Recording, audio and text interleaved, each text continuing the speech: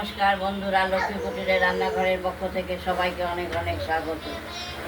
আজকে প্রেশার কুকারে সাতলে একবারে ডাল বসাবো। আজকে শনিবার, তাই মুগের ডাল বসাবো। ডালটা ধুয়ে টুয়ে রেখেছি পরিষ্কার করে, এবার দিয়ে দেবো।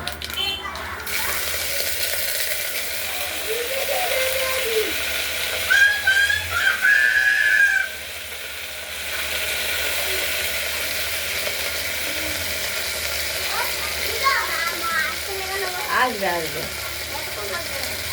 মা যায়নি তো, ভিডিও করিতাম।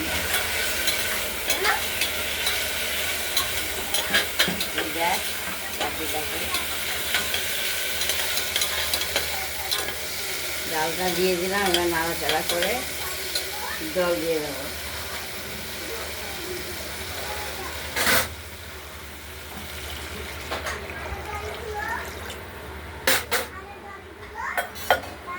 ওদের পাগলাটা বকছে এখন। নুন দিয়ে দিলাম,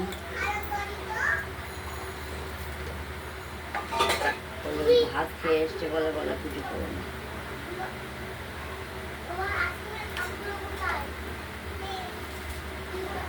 পরিমাণ মতো হলুদও দিয়ে দেওয়া হলো, মিষ্টি দেবো, আর দেওয়া হবে মিষ্টি স্বাদের জন্য।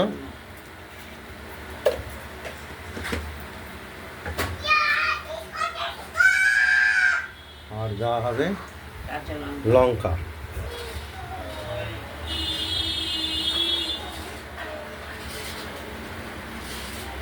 নর্মাল আছে বলে সুগারের রক্ত দিতে হবে, তারপরে মানে ও তো ফল্ট হয়ে যাবে। তারপর কাঁচা লঙ্কা 4-5টা দিয়ে দেওয়া হলো। নুন, হলুদ, কাঁচা লঙ্কা আর ফোড়ন দিয়ে একবারেই বসিয়ে দিলাম।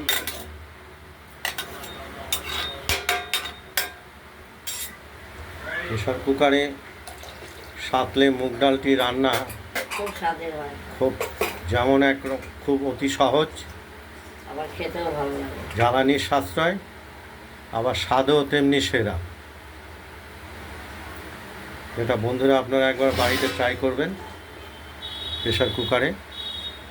এই প্রেশার কুকার ঢাকনাটি আটকে দেওয়া হলো, এবার সিটি দেব, অপেক্ষায় থাকতে হবে। দুটো দিয়ে নামিয়ে দেবো।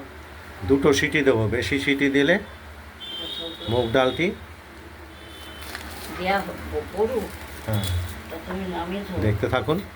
আমার দাও,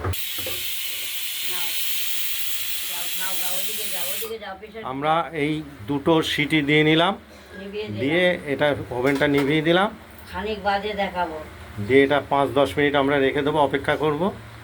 তারপর খুলে দেখব ডালটা কমপ্লিট হয়েছে কিনা।